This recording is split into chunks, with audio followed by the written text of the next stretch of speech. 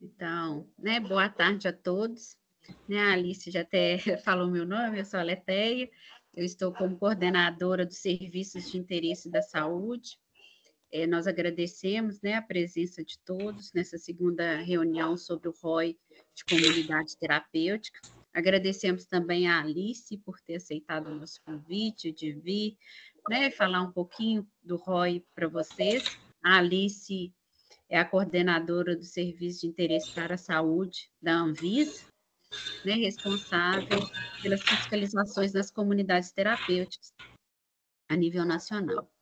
Alice, seja bem-vinda, tá? A palavra é sua, fique à vontade.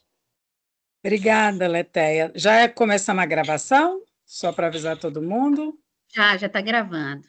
Ótimo. Então tá. Gente, como a Leteia disse, meu nome é Alice, eu estou na Anvisa desde 2007, né? E desde 2016, como coordenadora de serviço de interesse para a saúde, né? Então, eu vou fazer uma fala aqui, ficou um pouco longa, porque eu acabei colocando também a última nota técnica, né, sobre os quinais de comunidades terapêuticas.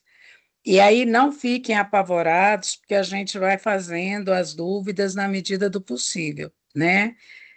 Se precisar, a gente faz outra reunião e por aí vai. Vou compartilhar aqui, Aleté, e quando tiver ok, você me avisa.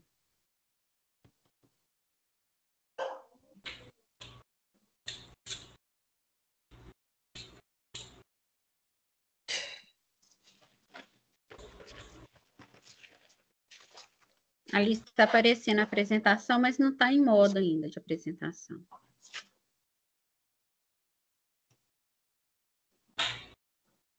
Eu estou tentando aqui, ela não está indo. Agora foi. Agora está certinho. Tá, então vamos lá. Então, o foco maior aqui vai ser o roteiro objetivo de inspeção das comunidades terapêuticas acolhedoras, né? Mas antes disso, eu vou passar com vocês uma série de perguntas, de conversas, de dúvidas que a gente recebe aqui desde que a gente vem trabalhando com isso, tá? Então, a missão da Anvisa, ela se aproxima muito da missão da vigilância sanitária, então essa, na realidade, é uma missão toda nossa, né? Da gente, Anvisa, de vocês estados, de vocês municípios, que é promover e proteger a saúde da população brasileira. Então, o que a gente está fazendo aqui hoje é justamente procurando aperfeiçoar isso, né? Então, é muito interessante, é muito gratificante para a gente quando a gente tem um estado tão interessado como é Minas Gerais. Minas Gerais, você chama, vem todo mundo e veste realmente a camisa, né? Hoje a gente chamou também, viu, Aleté? Eu tomei a liberdade de chamar uma menina do Paraná, porque eu vou fazer essa mesma palestra semana que vem. Então, para ela já ir olhando, ver se tem alguma coisa para adequar lá no estado. Então, eu agradeço muito o convite e avisar sempre que a gente está aqui para isso, né? Então, vamos lá. Quando a gente fala de Anvisa, a gente tem o nosso planejamento estratégico, e aí tudo o que a gente faz vai em cima desse objetivo estratégico aqui, que é viabilizar acesso seguro a produtos e serviços essenciais para a saúde da população. Então, quando a gente comenta sobre comunidades terapêuticas acolhedoras, tem sempre uma celeuma, né? Tem sempre uma polêmica. Ah, eu sou contra, eu sou a favor. A comunidade terapêutica acolhedora nenhuma pode curar, porque como é que você cura alguém que tem dependência química, melhora a vida de alguém com dependência química só com trabalho e reza? Gente, não é nossa essa discussão. Essa discussão não é da vigilância sanitária. Essa discussão, ela é do sistema de saúde como um todo. A nós da vigilância sanitária cabe saber o seguinte: o serviço existe? Existe. Tem gente lá dentro? Tem. A forma com que esse serviço está sendo oferecido está interferindo na saúde das pessoas? Tá. Então a gente tem que atuar. né? Se a gente concorda, não concorda, é outra história, é outra discussão. Isso é discussão para atenção primária, isso é discussão para acesso, mas para a gente da vigilância sanitária, importa se o serviço existe. A gente não pode fazer de conta que ele não existe, né? Então, por conta disso, a GG3 trabalha desde 2019 com o processo de melhoria, né, nas inspeções sanitárias de serviço de saúde e de interesse para a saúde. A ideia é mesmo melhorar, padronizar alguns pontos das inspeções, que é comum, né, as pessoas dizerem, no município A eles exigem que a gente tenha uma sala toda branca. No município B, a sala tem que ser rosa. No C, azul e por aí vai. Então, a gente tenta fazer, dentro desse projeto, essa ideia, né, de mais ou menos não é padronizar no sentido exato da palavra, né? Mas é você montar diretrizes, né, iguais. Então, esse projeto ele é facultado aos estados e municípios, ninguém tem obrigação, né, de seguir, segue se você achar que ele cabe no seu estado ou no seu município. Ele tem essa carinha aí, então não são só os ROIs é só uma partezinha aqui, né? Ele tem um braço que faz alguns POPs, tem inclusive saindo daqui a pouco um manual, né, de inspeção que vai desde a preparação até a questão do relatório, tem um projeto de capacitação, tem um desenvolvimento de sistema, isso tudo para a gente ter serviços de saúde, de interesse para a saúde mais qualificados, né? Então, eu já falei que a ideia é harmonizar junto aos estados e municípios esses instrumentos de inspeção, né? Sempre coletar, sistematizar e compartilhar dados, que são coisas que a gente não tem. A gente não tem, às vezes, nem serviço de saúde, quanto mais interesse para a saúde. Então, mais à frente, eu vou mostrar para vocês o que a gente já tem e oferecer capacitação, né, para estado e município. Então, essa conversa nossa aqui, ela é colocada como uma capacitação. E nós vamos trabalhar com esse bracinho aqui, que é o projeto de harmonização, né, dos roteiros. Então, é padronizar e qualificar, dados, estratégia, né? Em momento nenhum a gente fere a autonomia dos entes federados. Então, por exemplo, se algum município tiver alguém que não gostou da ferramenta, ou entende, né? Às vezes até gostou, mas entende que o município não tá pronto ainda para utilizar, não tem o menor problema, né? Você pode deixar para outra vez, para outro dia, ou às vezes começar por um outro serviço, né?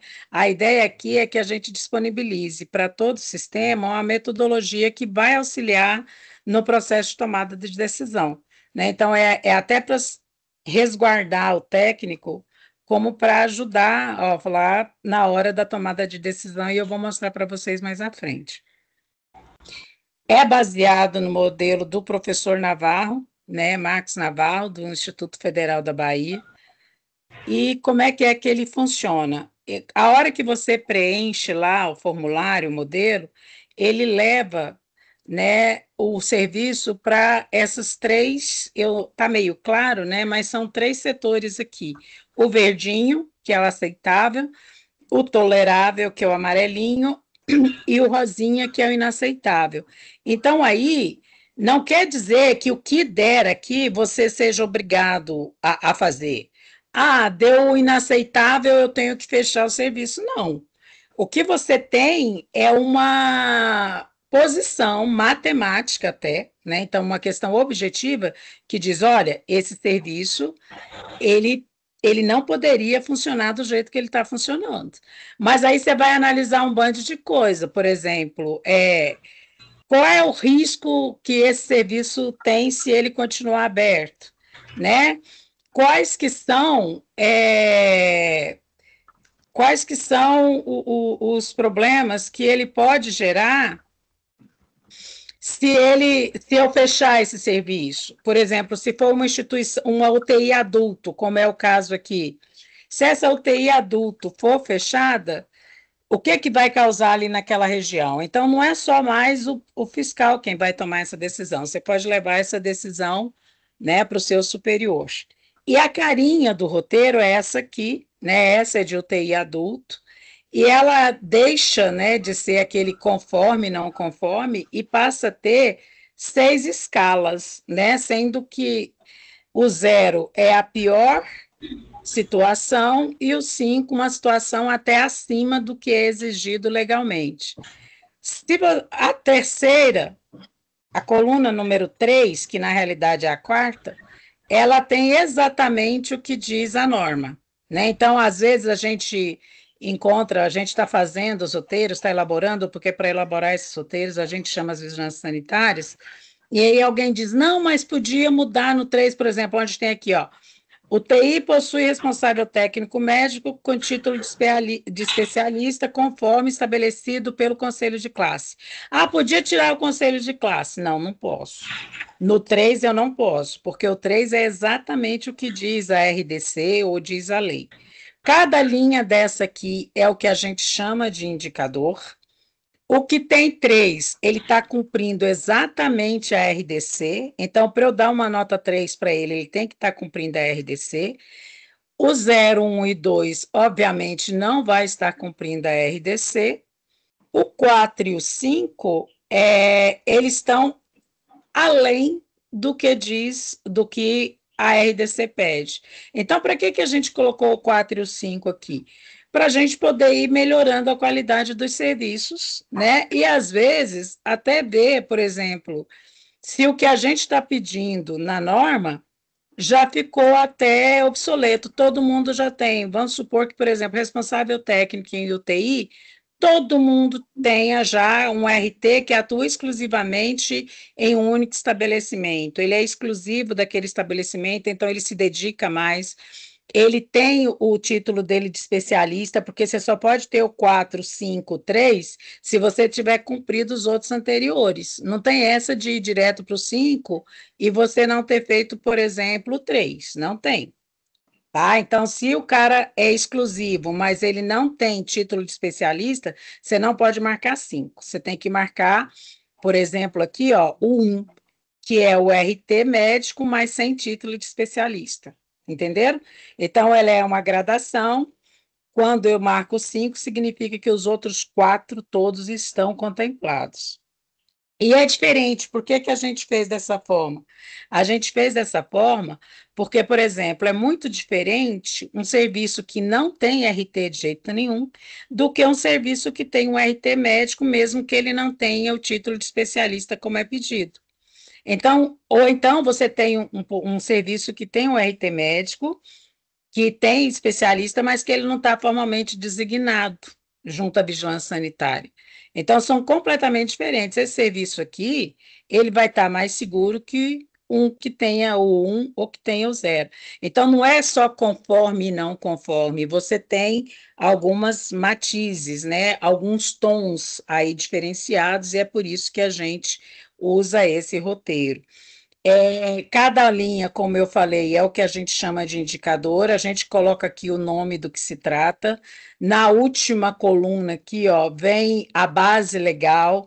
Então, alguns roteiros, a hora que você preenche o formulário, agora você já está conseguindo até imprimir uma espécie de relatório dizendo onde que ele não cumpriu, né? O serviço não cumpriu. Então, é para ajudar na elaboração do relatório de inspeção, né? A gente tem a GGTES já 19 relatórios até agora, sendo que são 17 serviços de saúde e 2 de serviço de interesse para a saúde, que é a instituição de longa permanência para idosas e comunidades terapêuticas acolhedoras. Então, às vezes as pessoas perguntam, mas Alice, tem tanto serviço, por que que não tem um de salão de beleza? Por que que não tem um de estética? Por quê? Porque a metodologia do professor Navarro, ela exige para você fazer um roteiro objetivo de inspeção, primeiro, que você tenha uma norma específica para aquilo lá. Mas aí eu já vou dar uma notícia para vocês. A gente encheu tanta paciência dele, quando eu digo a gente, é o pessoal da GGTS, que nós vamos tentar esse ano fazer um roteiro objetivo de inspeção para o serviço de estética, tá bom? Vamos ver se dá certo, eu acho que vai dar. A gente vai pegar os serviços que são considerados serviços de saúde e tentar trabalhar com aquela parte, né, do geralzão. Vai ser bem interessante. Então, aqui na Anvisa, para a gente poder trabalhar, nós dividimos o que que é serviço de interesse para a saúde, o que que é serviço de saúde. Eu acho que vocês aí em Minas Gerais fazem mais ou menos parecido, né? O serviço de interesse para a saúde é aquele serviço em que você não tem a obrigatoriedade de um profissional da saúde para fazer dele. Ah, mas pode ter um profissional da saúde? Pode, mas não é obrigatório, você não pode chegar lá e exigir que um profissional da saúde esteja lá, né? Agora, o serviço de saúde, não. O serviço de saúde obrigatoriamente tem que ser um profissional de saúde. Então, por exemplo, o serviço de acupuntura. A acupuntura é perfeito para isso. E aqui, gente, o profissional de saúde que a gente chama são aquelas 14 profissões que você tem ela, na resolução do Conselho Nacional de Saúde, né? Então, por exemplo, ali não tem, embora eles digam que são esteticistas não são profissionais de saúde. Uai, uai, eles trabalham na área de saúde, alguns trabalham, mas eles não são profissionais de saúde reconhecidos pela lei, então o que eles fazem não são serviços de saúde, são serviços de interesse para a saúde. Por isso que eles não podem, por exemplo, fazer uma cirurgia, uma harmonização facial, embora a gente tenha aí algumas notícias complicadas. Então, a acupuntura, por exemplo, você tem qualquer profissional pode fazer, desde que ele tenha feito os requisitos lá, né? Ele tenha feito um curso de acupuntura, ele faça um estágio, ele participe, ele pode fazer. Eu posso, como matemático, fazer um curso e virar acupunturista? Posso. Não tem que ser necessariamente uma daquelas 14 profissões. Agora, quando obrigatoriamente você tem que ter aqueles 14 profissionais e tem que ter a anuência, né, do conselho de classe deles, ele vira um profissional da saúde. E aí vira um serviço de saúde. Como as comunidades terapêuticas acolhedoras, elas não são consideradas serviços de saúde por conta disso. Por quê? Porque elas têm que ser regime de residência. Então, a gente aqui tem o residente, a gente não tem o paciente, a gente tem a internação, a gente não tem internação, né? A gente tem a pessoa tá morando ali, mesmo que transitoriamente. E usa como principal instrumento terapêutico a convivência entre os pares. O que que é a convivência entre os pares? É a conversa, é o dia a dia, você tá perto, é um ajudar o outro, é a laboterapia, como alguns casos você tem. Então, é aquela história de você ter responsabilidade pela cozinha, responsabilidade pela biblioteca, responsabilidade pela horta. Você está todo mundo ali imbuído de cuidar melhor daquela residência. Cada um tem as suas obrigações. Aqui, você não pode ter uma terapêutica que dependa de profissional de saúde. O que que é isso? Aqui você não pode ter o atendimento de um psiquiatra lá dentro, porque o psiquiatra ele vai passar medicamento. E aí, a comunidade terapêutica não pode, ela, comunidade terapêutica, prescrever medicamento. Quer dizer que você não vai ter gente tomando medicamento lá? Vai sim, mas desde que tenha a receita que o médico tenha dado em outro canto. Tá? Então, isso aí é muito importante, porque não caracteriza a obrigatoriedade de um profissional da saúde. Ah, mas a comunidade terapêutica X lá, a Bem Viver, ela tem um médico psiquiatra que atende e ele prescreve para todo mundo. Então, ela já não deixou de ser comunidade terapêutica acolhedora. Ela passou a ser uma clínica médica, né? Que é o próximo que eu vou coloquei aqui para a gente discutir. Então, a comunidade terapêutica acolhedora, ela é um equipamento social, ela não é um equipamento a priori, né?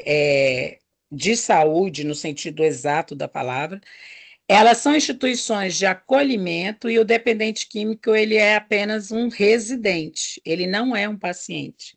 E o acolhimento, bem como a permanência do indivíduo nesses estabelecimentos, ela tem que ser voluntária, podendo o residente interromper esse acolhimento a qualquer momento. Então, quando eu faço uma conversa desse tipo com os gestores de comunidades terapêuticas, é até engraçado, porque eles viram e dizem assim: nossa, mas ele não pode sair daqui, é para o bem dele. Problema, né? A gente tem que parar com essa história de mandar na vida dos outros. Hoje em dia está essa mania, né? A gente quer dizer como que o outro tem que vestir, o que que o outro tem que comer, se o outro tem que ser magro, se o outro tem que não pode fumar. Gente, o indivíduo resolve a vida dele. Eu vou cuidar da minha. A mesma coisa, gente, quando você tem uma comunidade terapêutica acolhedora. Se você tem uma comunidade terapêutica acolhedora, geralmente elas são mais ou menos isoladas, né? Não pode ter tranca. Se o cara quiser sair de lá de madrugada, você tem que ajudá-lo a sair se for longe. Se for longe de um ponto de ônibus, você tem que levar no ponto de ônibus. Você é o que eu digo, gestor, né? Aí o cara ainda falou para mim: ah, você vai querer que eu dê o dinheiro da passagem? Eu falei: claro, se ele não tiver, você vai ter que ter. Ou então você vai fazer outra coisa. Você não vai abrir uma comunidade terapêutica acolhedora, porque a presença lá, ela tem que ser voluntária. E aí a gente tem uma série de problemas, né? Porque a gente está falando de de um público que é um público até muito difícil, né? É um público que é deixado à margem, é um público que nem a família às vezes pode acolher, né? Não tem condições de acolher. Mas se coloca numa comunidade terapêutica acolhedora, tem que ser voluntário e ele pode sair dali a qualquer momento. Se ele fugir, se ele sair, o máximo que o gestor da comunidade terapêutica pode fazer é ligar para a família, né, e avisar que ele foi embora. Se não for dessa forma, aí a gente tem o que o Conselho Federal de Medicina passou a chamar de clínica médica especializada em dependência química. Antes, a gente tinha, né, a comunidade terapêutica médica, era assim que a gente chamava, né, mas agora ela não é mais. Ela é para não ter confusão, né, para a gente ficar comunidade terapêutica acolhedora, comunidade terapêutica médica, o CFM criou esse nome, que eu acho que ficou até bom, que é Clínica Médica Especializada em Dependência Química.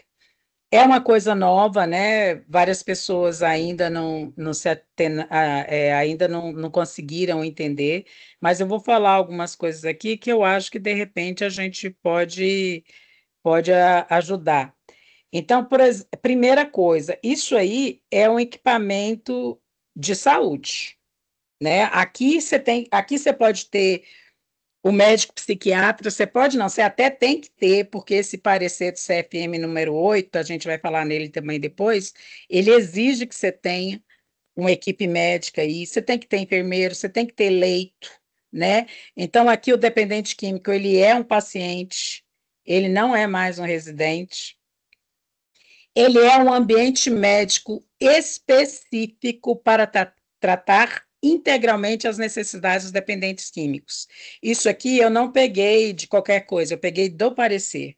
Então, ele é uma instituição que ela é diferente dos CAPs, né? Ele também não é um hospital geral e nem é um hospital psiquiátrico, mas ele é uma clínica que acolhe. A gente teve a oportunidade de visitar uma no interior do Maranhão, né? Num município que era interior, mas próximo, né? Maranhão não, minto, de Alagoas, próximo a Maceió.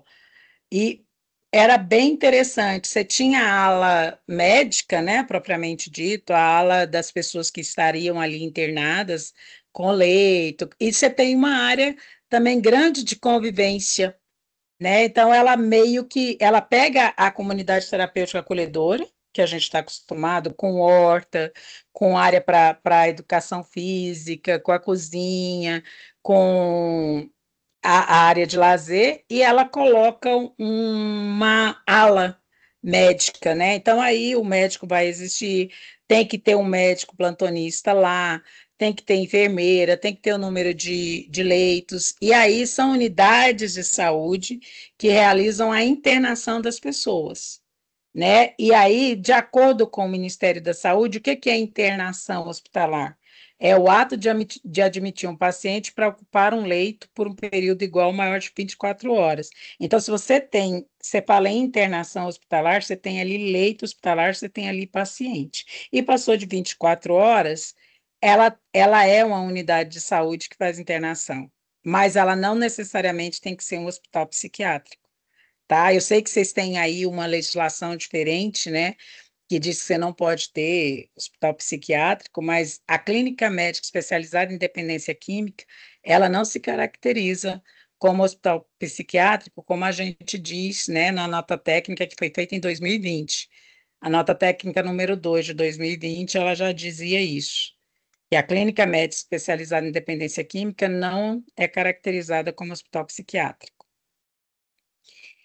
Tanto a comunidade terapêutica acolhedora como a clínica médica especializada em dependência química, a gente caracteriza pela IN 66 e pela RDC 153 como atividade de alto risco, né? Então, para efeito desse licenciamento, ela, ela, ela não pode, ela tem que ter uma visita anterior, né? Ela tem que ter uma avaliação prévia antes do licenciamento, tá certo? Então, aqui, ó, adota-se a seguinte classificação de risco: exige inspeção sanitária ou análise documental prévia por parte do órgão que libera essa licença. E como vocês sabem, a gente trabalha com um sistema descentralizado. Então, geralmente, a fiscalização, a emissão do alvará de licenciamento, elas são competências da Organização de Vigilância Sanitária Local. Então, eu, por exemplo, que estou na Anvisa, a gente não costuma fazer fiscalização de comunidades terapêuticas. Quando a gente recebe uma denúncia, tem alguma coisa, a gente sempre entra em contato com o Estado e combina para o Estado pedir para o município ir lá, né? Então, a licença sanitária geralmente também é dada por vocês, e por conta dessa confusão que estava tendo entre clínica médica e comunidade terapêutica, clínica médica e comunidade terapêutica acolhedora, a gente fez uma nova nota técnica, né, para ajudar os municípios, em que ela diz o seguinte, ó, que duas quinais podem ser aplicadas para as comunidades terapêuticas acolhedoras, né? Embora elas não contemplem adequadamente as definições legais, porque se você pegar a IN 66 todinha, ou se você pegar toda a classificação de KNAI do CONCLA lá do IBGE e for procurar comunidade terapêutica acolhedora, você não vai achar, né? Ela vai estar incluída nesses dois KNAIs aqui, ó, que eu vou colocar. E aí, ai, Alice, qual que eu vou usar? Aí, a vigilância sanitária local é quem vai fazer essa delimitação. Vocês é que vão entender, conversando com os próprios gestores, conversando com as pessoas que oferecem o serviço, né? O primeiro deles é esse aqui, que é o mais usado, né, pela gente, que são as atividades de assistência social prestadas em residências coletivas e particulares não especificadas anteriormente. Então, essa aqui tem um viés totalmente de assistência social. Segundo o IBGE, são serviços sociais com alojamento. Então, eles se aproximam dos centros correcionais para jovens e centros de reabilitação, né, que é o caso mesmo de alguns albergues, alguns locais, né? Mas tudo com alojamento. Aqui não está incluído nessa classificação os idosos, clínicas e residências geriátricas, os orfanatos, os albergues assistenciais e atividades assistências sociais que atendem vítimas de catástrofes e imigrantes. Então, ela é uma assistência social para aquela pessoa que passa um tempo, então talvez aí, como é o caso, né, os jovens e centros de reabilitação, as mulheres em situação de risco, né, e por aí vai. E esse é muito usado para a comunidade terapêutica acolhedora. Agora, a gente teve, e é por isso que a gente teve que fazer essa nota técnica, que colocaram também que esse aqui foi o Ministério da Desenvolvimento Social, que ele financia algumas vagas dessas comunidades terapêuticas acolhedoras e disse que eles podiam ser colocados com esse aqui, ó, atividade de assistência psicossocial e à saúde a portadores de distúrbios psíquicos, deficiência mental e dependência química. E aí gerou o maior auê, dizendo, não, esse aí não pode, tal, mas a gente entende que ele pode. Por quê? Porque não é um estabelecimento de saúde, ele coloca assistência psicossocial, então você pode ter uma psicóloga lá dentro, que é quem leva as rodas de conversa, né? Você pode ter, vez ou outra, um dentista que vá lá, não tem, né? Esporadicamente você pode ter. E ele diz que ele compreende, ó, centro de reabilitação para dependentes químicos com alojamento. Gente, é esse. Uma comunidade terapêutica acolhedora é isso aqui. E é um centro de reabilitação para dependentes químicos com alojamento. Veja que a gente fala alojamento e não internação, tá? Então, ó, esse KNAI, ele pode ser para aquela comunidade terapêutica que, vez ou outra, você tem um profissional de saúde indo lá, né? Ele tem alojamento e tem alimentação, mas continua sendo o principal instrumento a convivência entre os pares, não deixa de ser a conversa, né? Então, a nota técnica do Ministério do Desenvolvimento Social, diz que essa é o que ele recomenda para você classificar, né? E para as clínicas, ó, clínicas, a gente teria esse aqui, que é atendimento, a atividade de atendimento hospitalar, exceto pronto-socorro, aí gerou um auê terrível no meio das vigilâncias sanitárias. Alice, esse é o KNAI de hospital, é um KNAI de hospital. E aí, Alice, mas não pode ter hospitais psiquiátricos. Só que aí a gente parou e fomos olhar essa descrição todinha, gente. Ele diz o seguinte, que, primeiro, compreende serviço de internação, é o que a clínica faz, né? A clínica médica especializada em dependência química, lembra? Que é internação, de curta ou longa duração. E ela pode ser prestada, essa internação, em hospitais gerais ou em hospitais especializados, em hospitais universitários, em maternidades, em hospitais psiquiátricos, em centros de medicina preventiva ou outras instituições de saúde com internação. As clínicas médicas entrariam aqui, outras instituições de saúde com internação. E aí, a gente foi procurar os 32 escritores, porque o CNAI, ele tem os seus escritores, né, que seria qual serviço, qual atividade que pode ser incluída lá. E, ó, tem uma aqui muito clarinha, que cabe certinho. Clínica médica com internação pública ou particular. Então, quando isso acontecer, de você fazer o licenciamento de uma clínica médica, você coloca nesse KNAI aí e põe isso aqui, tá certo? E aí, outra coisa, qualquer dúvida, qualquer problema, gente, vai discutindo, manda pergunta para a gente, lê a nota técnica e a gente vai acertando. Porque o que que acontece? A gente tem notado que tem uma procura maior por essas clínicas. Por quê? Porque, primeiro, o governo aumentou muito o valor para incluir para comprar as vagas em comunidades terapêuticas acolhedoras. Imagine em clínica médica com internação. Uma comunidade terapêutica acolhedora, o governo federal paga por mês, por interno, 1.300 e poucos reais. E eles ainda acham que é pouco. E se você for contar mesmo alimentação, alojamento, para um serviço de qualidade, é pouco, mas alguns municípios não têm. E o governo federal ele pode comprar até metade das vagas de uma instituição. Então, você imagina, você tem uma instituição aí com 20, 10, você já tem aí 13 mil e pouco. Dá mais ou menos, do jeito que esse pessoal era acostumado a ter pouco dinheiro, né? Já dá uma grana boa aí. Então, vamos especializar, estudar e nos debatemos mais nisso aí para as pessoas não pagarem, que é o que o Ministério Público cobra muito da gente. Começou a cobrar muito da gente, que essas clínicas estão cobrando um valor absurdo e que a nossa fiscalização, as das vigilâncias sanitárias, não estão a contento, né? Então, vamos ver por aí. Então, quais são as normas? Já terminando essa parte, aí eu entro mesmo no ROI.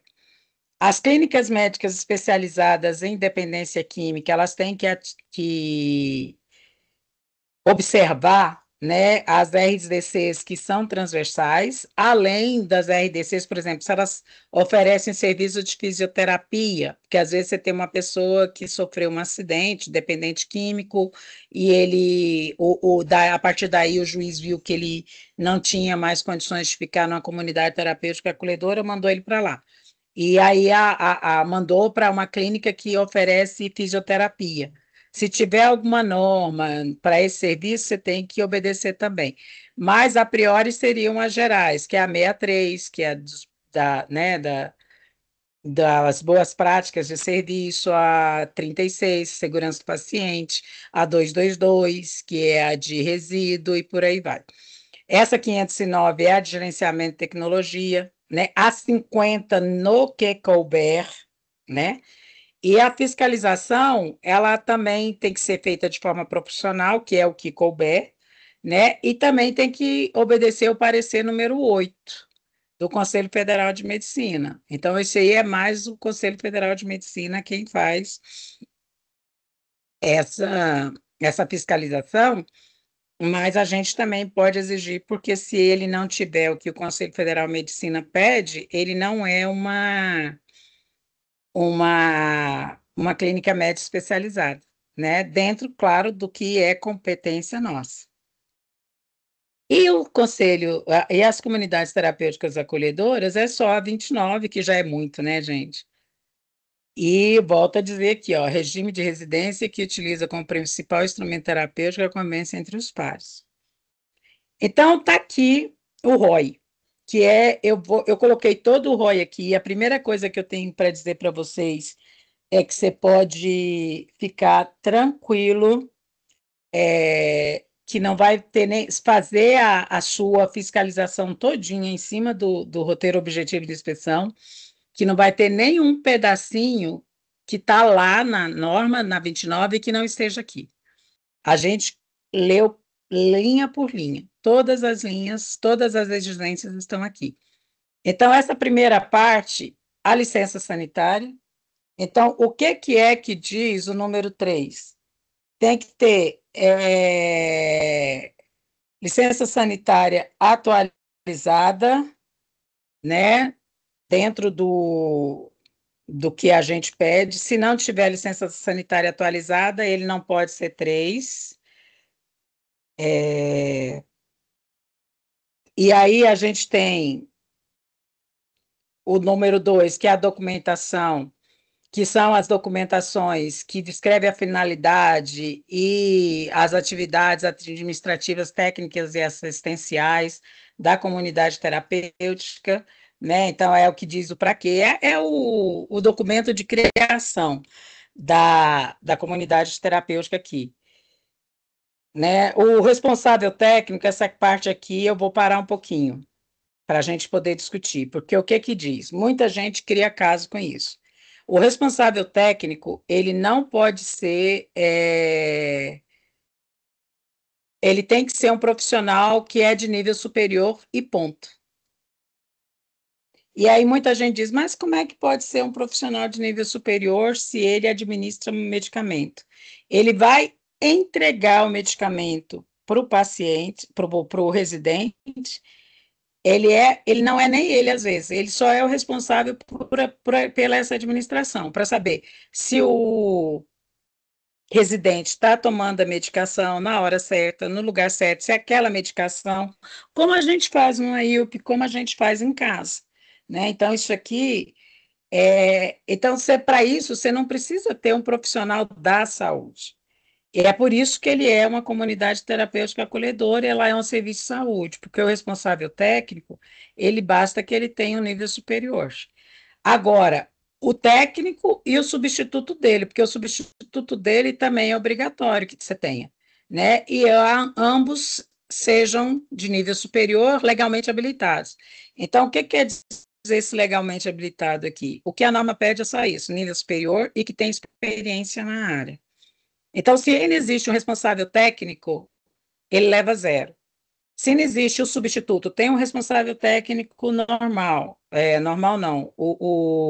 Como é que a gente fala, gente, quando você tem o substituto e o suplente? Aí você tem o. Ah, vocês entenderam, é aquele que é o principal. Se você tem o responsável técnico principal, mas não tem o substituto, ele leva um. Se o responsável técnico, o principal, né, o nomeado lá, ele é de nível superior e é legalmente habilitado, mas o substituto não é, ele leva dois. Agora, se os dois existem e os dois são de nível superior, você tem o três, né? E aqui tem essa coluna aqui que tem um C. Esse C aqui indica que ele é crítico. O que quer dizer isso? Que se a comunidade terapêutica levar a zero aqui, se ela não tiver nem o responsável técnico legalmente habilitado, ele vai levar zero e aí ela cai naquela parte que diz que é intolerável, ela cai no vermelho e a ideia seria interditar. Mas não estou dizendo que você vai interditar, tá? Então, isso aqui é artigo 5º da RDC. O profissional que responde pelas questões operacionais. Aqui, ó, é, a comunidade terapêutica acolhedora, pelo público que ela tem que ter o responsável técnico, se eu não me engano, o responsável técnico ele tem que ter 20 horas, né? Lá, só semanais. Aí, na ausência dele, tem que ter substituto, mas vamos supor que seja de madrugada. Você não tem nenhum dos dois lá. Aí a instituição ela tem que ter alguém que vai responder pelas questões operacionais. Então, você está lá de madrugada, faltou uma luz, faltou uma água, tem que ter alguém que vai resolver. Não pode ficar só os internos ali, tá? Podendo ser o próprio responsável técnico, ou então uma pessoa designada para tal fim. E aí, é porque a gente não vai fazer uma inspeção, uma fiscalização à noite, mas vamos supor que você chega lá às 6 horas da tarde, 5 horas da tarde, o responsável técnico já foi embora, o substituto também já foi, aí você tem que olhar nos documentos quem é a pessoa designada para substituí-los. Tem que estar lá escrito, ó, a pessoa, não é qualquer um aparecer e falar, sou eu Não, não, tem que ter lá. A ficha individual aqui, gente, é um bom momento para a gente convencer as pessoas que cuidam desses locais que a ficha individual é o melhor instrumento de retaguarda que eles têm. Se está lá colocado na ficha, se está lá dito todos os registros de atendimento dispensado, as pessoas que têm que ser avisadas, né? As informações que ele tem, por exemplo, do plano de saúde dele, onde é que ele tem que ser atendido, ou se ele tem que ser atendido pelo SAMU, tudo, isso é uma forma de auxiliar a própria comunidade terapêutica. A própria comunidade terapêutica fica resguardada lá, né? Então, e essa ficha é extremamente importante. A nova, a nova lei, né, desse tratamento de drogas, ela fala também na PIA, né, no Plano Individual de Atendimento, que a gente colocou aqui no artigo 7, e ele está muito novo ainda, mas a gente já colocou. E a gente colocou como não crítico, embora nós acreditamos que é um instrumento extremamente importante, mas a gente colocou como não crítico, por quê? Para não começar a todo mundo a querer fechar. Porque a gente sabe que não essas comunidades terapêuticas, elas têm um histórico, né? A gente que vem entendendo, a gente que vem estudando isso, a gente sabe que ela tem um histórico que elas vêm de igrejas, de serviço social, então é um grupo que às vezes não está muito acostumado com o profissionalismo, Então, a gente sabe que não dá para você exigir de uma hora para outra que elas comecem a se organizar. Mas a gente colocou aqui como não crítico para não fechar tudo, mas elas têm que ter ó, o horário de despertar. Todo mundo acorda 9 horas. Alice, eu vou ter que colocar isso para todo mundo? Não. Você cria um regimento para toda a instituição, faz uma cópia dessa folha e coloca na pasta individual de cada um, né? Então, aqui nesse número 6 é o que tem que conter nessa pasta de todo mundo, e a número 7 seria a PIA, que é o plano individual de atendimento, que além dessas anotações das fichas, ele tem que ter dizendo assim, ó, essa pessoa foi admitida para ficar aqui 60 dias, 90 dias, segundo o MDS, é o máximo, né, que eles podem ficar. Ela vai, nesse tempo, ficar 30 dias sem celular, ela vai ficar 30 dias sem receber visita, ou então esse vai ficar 15 dias, o outro vai ficar 45 dias sem receber visita, a partir daí vai receber. Aí, nesse plano individual de atendimento, é a terapêutica, assim, que é individual para cada um, né? Isso é importante ter também, porque isso garante a qualidade no atendimento. Os mecanismos de atendimento, né? A 3 continua sendo essa, ó. Para onde que eles vão quando você tem algum agravo de saúde, você tem alguma intercorrência, né? Então, por exemplo, a pessoa teve um surto, né? A gente sabe quem está com abstinência, dependendo da pessoa, para onde que ele vai? Quem que a gente avisa, né? O que que vai fazer? Os recursos humanos, tem que ter gente lá trabalhando em período integral e tem que ser em número compatível com as atividades envolvidas. O que seria número compatível com as atividades envolvidas? Gente, a Anvisa não pode colocar aqui um número X, né? Porque você tem ainda mais aqui na comunidade terapêutica acolhedora, você tem, às vezes, 10 residentes que não dão trabalho que às vezes um só dá. Então, não dá para a gente normatizar do sul ao norte do nosso país dizendo tantas pessoas, mas tem que ter um concurso compatível com o número de atividades envolvidas. Tem que ter ação de capacitação para a equipe e para que mantenha os registros. Então, por exemplo, um dia que você vai lá, você é da vigilância sanitária, aquele dia você resolveu ir lá conversar com as pessoas, orientar. Isso é uma capacitação que eles podem muito bem manter no registro de todo mundo, das pessoas que trabalham lá dentro. As instalações físicas, a gente não exige da forma com que a gente exige da IUP, mas aqui, ó, acessibilidade é algo crucial nessas instalações, né? Até porque é normal as pessoas que têm. É normal não, mas é comum, né? O dependente químico, às vezes, evoluir para um quadro que ele não consiga fazer algumas atividades físicas diárias sozinho. Garantir a qualidade da água, né? O espaço coletivo para guarda de roupas e de pertence, né, de acordo com o número de residente, para que permita a circulação. Isso aqui, né, para garantir que as pessoas ali dentro continuam mantendo a sua individualidade. Isso é muito importante. Banheiro para os residentes, e aqui, ó, diferente de IUP, a gente não pede que esse banheiro seja um por quarto, né? No da IUP é obrigatório que ele esteja lá no dormitório. Aqui não, né? Mas aí o que que acontece? Você não pode ter um banheiro para 20 quartos, por exemplo. Como é que você tem 20 quartos sendo atendidos por um único banheiro comum, né? Então não tem condições. Se alguém passa mal, né? Se alguém suja esse banheiro, como é que fica? E aí, ó, aqui é uma boa hora para a gente ver o 4 e o 5.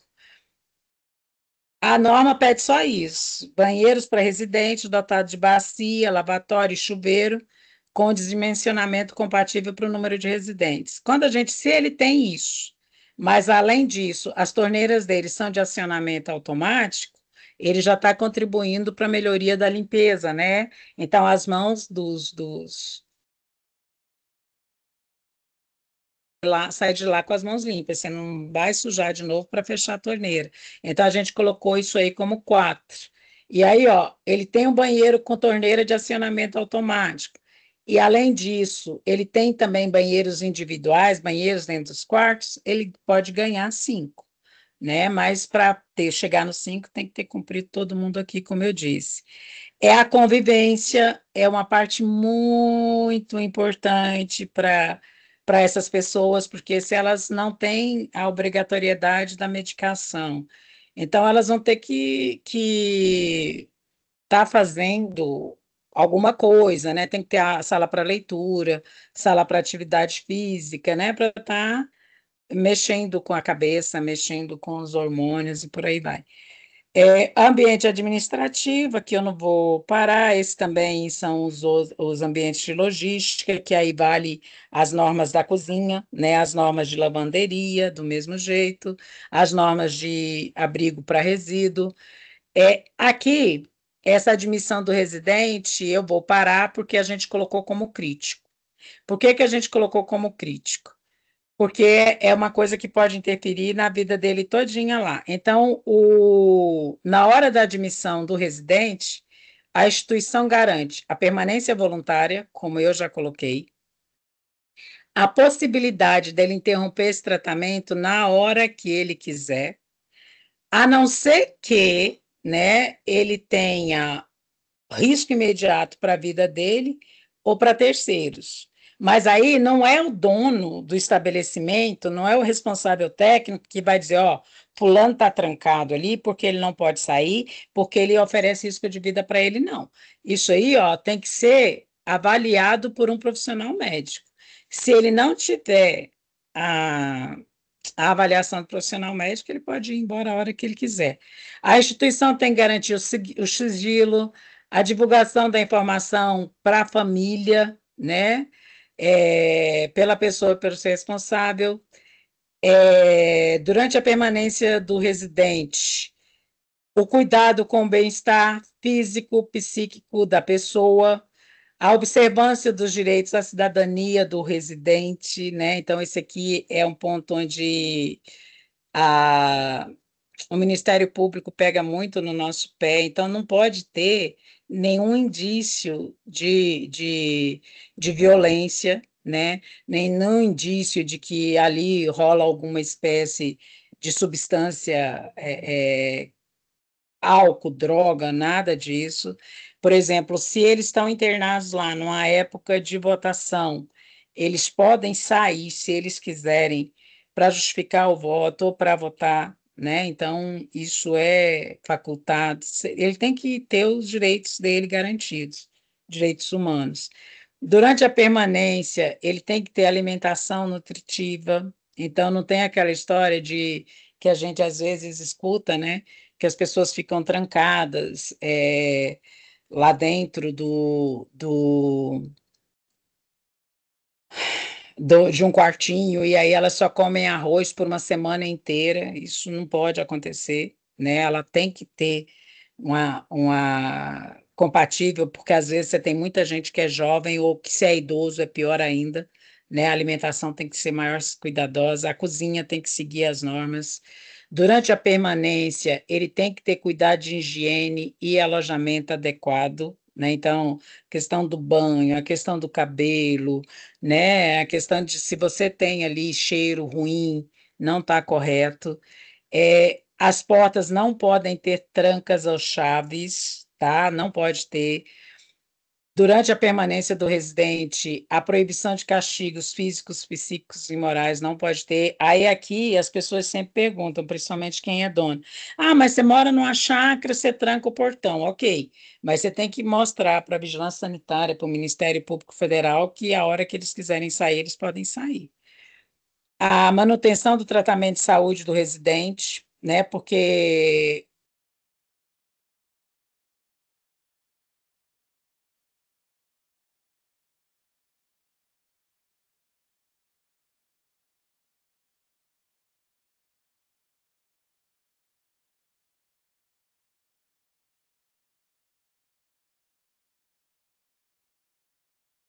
de sanidade mental.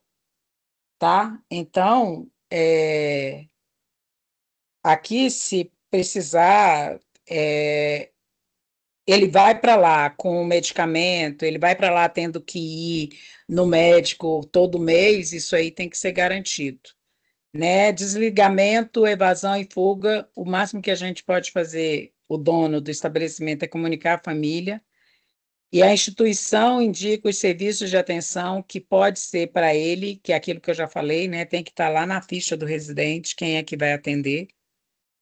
E aí, aqui, a gente terminou o nosso roteiro objetivo de inspeção.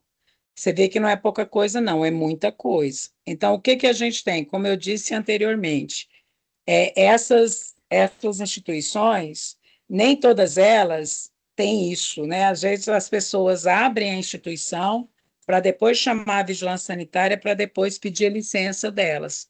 Então, a gente vai aos poucos acertando isso aí. Chama o Ministério Público, né? Chama a Secretaria de Assistência Social, chama a Secretaria de Saúde, aquele que for mais próximo, né? Leva isso para o prefeito, fala: olha, você está comprando vaga numa instituição que é complicada. E isso não pode acontecer. Onde é que a gente acha maiores informações sobre isso? Esse aqui é o site da Anvisa. Para quem ainda não sabe, a Anvisa agora está com a página de estética, tá, gente? Só para quem precisar mexer com esses serviços, dá uma olhada lá depois, está até bem interessante. Aí você vai na página da Anvisa, esse é o portal, e aqui nessas três linhas aqui você clica. Quando você clicar, você vai em assuntos. Quando for em assuntos, serviço de saúde, serviço de interesse para a saúde. Aí aqui, quando você abrir o serviço de interesse para a saúde, vai ter uma aba, uma página só de comunidades terapêuticas acolhedoras. Essa página, ó, ela tem as notas técnicas que a gente tem, a 14 ainda não está aqui, a gente vai pedir depois para colocar. Tem uma perguntas e respostas, então muito do que eu falei está aqui escrito. Tem um videozinho que é para a sociedade saber o que que é uma comunidade terapêutica acolhedora. Ela está numa linguagem mais tranquila, né, que é para todo mundo. E aqui eu trouxe só para vocês verem que a gente disponibilizou esse ROI, Comunidade Terapêutica, em agosto, final de agosto do ano passado. Aí, isso aqui foi o que eu fiz semana passada, que eu fui em Vitória fazer uma palestra para donos, para gestores, para trabalhadores de comunidade terapêutica acolhedora. A gente já tinha 437 registros. Vocês estão aqui, ó, Minas Gerais, sempre a bolinha maior, né? Vocês estão mandando mais para a gente pede para que vocês mandem mais, para a gente poder ter um painel bem interessante sobre isso aqui, para a gente poder identificar quais são os maiores riscos e começar a fazer o monitoramento disso. Então, a grande parte está aqui, ó, no tolerável, quase 50% delas, esse aqui, ó, esse amarelinho, 48%. Inaceitáveis, a gente tem uma média de 22,36 instituições, aceitável quase 30%. Então, a ideia é que esses 22 aqui, ó, saiam, né? A gente vai diminuindo cada vez mais.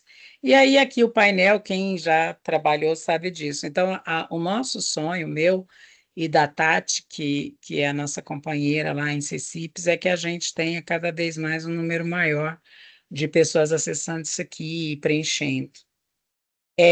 Nós temos essa nota técnica número 3, que ela fala, né, ela explicita mais o que eu disse sobre como é que funcionam as comunidades terapêuticas acolhedoras. A gente tem agora essa 14, que aqui, ó, tá onde é que ela está, em notas vingentes, que também essa aqui é a que fala dos quinais, aquela parte que eu falei no início, né? É a nota técnica que você pode utilizar. E a gente tem, quem ainda não fez, eu acredito que em Minas Gerais muita gente já fez, né? Esse curso, que é Boas Práticas de Inspeção em Comunidades Terapêuticas Acolhedoras, está no Avavisa. Ele é um curso longo, ele não é um curso pequeno, ele é um curso que ele demora um pouquinho, porque o conteúdo é pesado.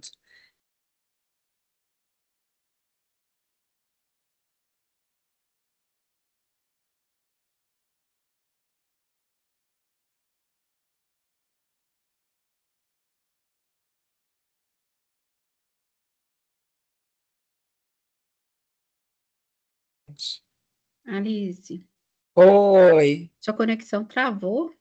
Você estava falando sobre o curso, que ele é pesado, aí travou. Voltei? Voltou o slide. Voltei. Aí só falta esse slide agora, que é os nossos contatos, que vocês vão ficar, né? Eu vou disponibilizar aí para a Letéia.